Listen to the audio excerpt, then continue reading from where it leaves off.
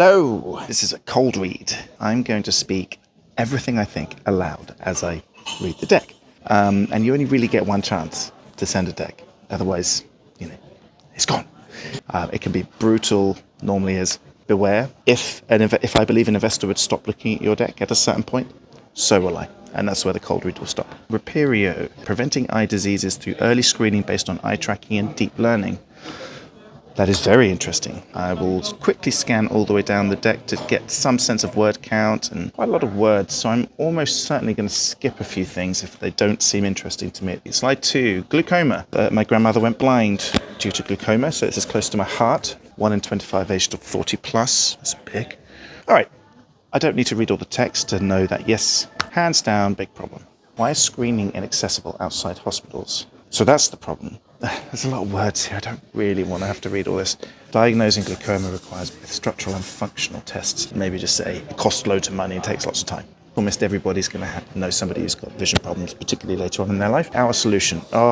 Reliable. Objective measure, no risk to tries. Well, show me evidence that it's reliable. Easy to use, according to who? If I don't have prior knowledge, I would probably send this to a colleague and say, is it any good? And if that colleague is busy, you're never going to get a response. I also think a lot of your solution is subjective. There's nothing here to say that this is nothing more than the founder's opinion. Because the problem's so big, I would continue on. What?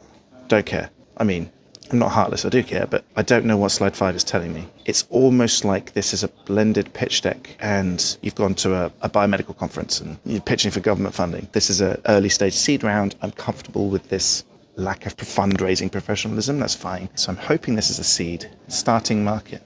What am I looking at? What are these numbers? How many people are going to buy it? Total addressable market. It's not a VC market. So if I was a fund, one of my criteria would be cannot invest unless the founder can demonstrate a market of 3 billion or higher. Like they will have these checklists, and this doesn't satisfy most of the checklists I'm aware of. So this should be an angel investment, relatively small, which gives me concerns because anything clinical or clinical tangential will require lots and lots of fundraising because it's open to scrutiny from mainly lawyers. So I would have turned this down if I was a VC with a fund of any size. Because there's too many words and I still don't fully have my head around what the product actually is, I can't put my business model brain to line up with my understanding of a product, I would put this down now.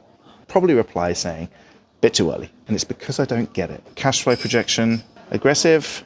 At no point does it look like you run out of money, which makes me not believe a word of it. This is probably somebody's first company. Competitive, okay, immediately putting the deck down. It's just horrific. I don't want to play Connect 4 with your pitch deck. I don't believe anyone that has all ticks on their product and some huge competitors can't do what you're saying you can do. I just don't believe you.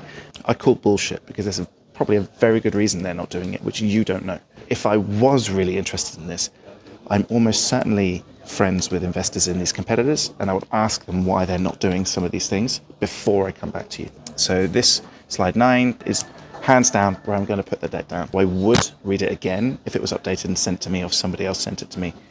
But as it stands, I would say too early, so I'm not reading any more of the deck.